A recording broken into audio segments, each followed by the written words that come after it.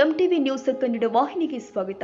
ಶಾಲೆಗಳಿಗೆ ಬೇಸಿಗೆ ರಜೆ ಹಿನ್ನೆಲೆ ಹಿಡಕಲ್ ಜಲಾಶಯದ ಹಿನ್ನೀರಿನಲ್ಲಿ ಈಜಲು ತೆರಳಿದ 5 ಬಾಲಕರಲ್ಲಿ 2 ನೀರು ಪಾಲಾದ ದುರ್ಘಟನೆ ಹುಕ್ಕೇರಿ ತಾಲೂಕಿನ ಹುಳೆಗುಡನಟ್ಟಿ ಗ್ರಾಮದ ಬಳಿ ಸೋಮವಾರ ಮಧ್ಯಾಹ್ನ ಜರುಗಿದೆ. ಮಕ್ಕಳನ್ನ ಕಳೆದುಕೊಂಡ ಪೋಷಕರ ಆಕ್ರಂದನ ಮುಗಿಲು ಮುಟ್ಟಿದೆ. ಮೃತರಾದವರನ್ನ ಕೃಷ್ಣ ವಿಠಲ ಕಾನಪುರೆ ಹಾಗೂ ಪ್ರಜ್ವಲ್ ಗೋಕಾರ್ ಎಂದು ಗುರುತಿಸಲಾಗಿದೆ. ಇವರು ದಾದಬನಟ್ಟಿ ಆರ್ಸಿ ಸೆಂಟರ್ ಗ್ರಾಮದ ನಿವಾಸಿಗಳಾಗಿದ್ದಾರೆ. ಬೇಸಿಗೆ ರಜೆ ಹಿನ್ನೆಲೆ 5 ಬಾಲಕರು ಹಿಡಕಲ್ ಜಲಾಶಯದ ಹಿನ್ನೀರಿನಲ್ಲಿ ಈಜಲು ನದಿಗೆ ಇಳಿದಿದ್ರು. ಈ ವೇಳೆ ನೀರಿನ ಆಳ ಅಂದಾಜಿಸದೆ ಒಳಕ್ಕೆ ತೆರಳಿದ ಪರಿಣಾಮ 2 ಬಾಲಕರು ಮುಳುಗಿ ಸಾವನ್ನಪ್ಪಿದ್ದಾರೆ. ಉಳಿದ 3 ಬಾಲಕರು ಪ್ರಾಣಾಪಾಯದಿಂದ ಪಾರಾಗಿದ್ದಾರೆ. ಘಟನೆಯ ಮಾಹಿತಿ ತಿಳಿತಾ ಇದ್ದಂತೆಯೇ ಸ್ಥಳೀಯರು ಹಾಗೂ ಪೊಲೀಸರು ಸ್ಥಳಕ್ಕೆ ದೌಡಾಯಿಸಿ ಶೋಧ ಕಾರ್ಯ ನಡೆಸಿದ್ರು. ಮೃತ ದೇಹಗಳನ್ನು ಹೊರತೆಗೆದು ಮರಣೋತ್ತರ ಪರೀಕ್ಷೆಗೆ ರವಾನಿಸಲಾಗಿದೆ.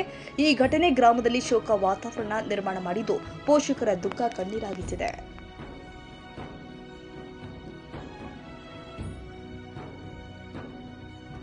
ತಾಜಾ ಸುದ್ದಿಗಾಗಿ ಎಂಟಿವಿ ನ್ಯೂಸ್ 24x7ಗೆ ಸಬ್ಸ್ಕ್ರೈಬ್ ಮಾಡಿ ಮತ್ತು ಬೆಲ್ ಐಕಾನ್ ಅನ್ನು ಒತ್ತಿ. ತಪ್ಪದೇ ಲಿಂಕ್ ಶೇರ್ ಮಾಡಿ.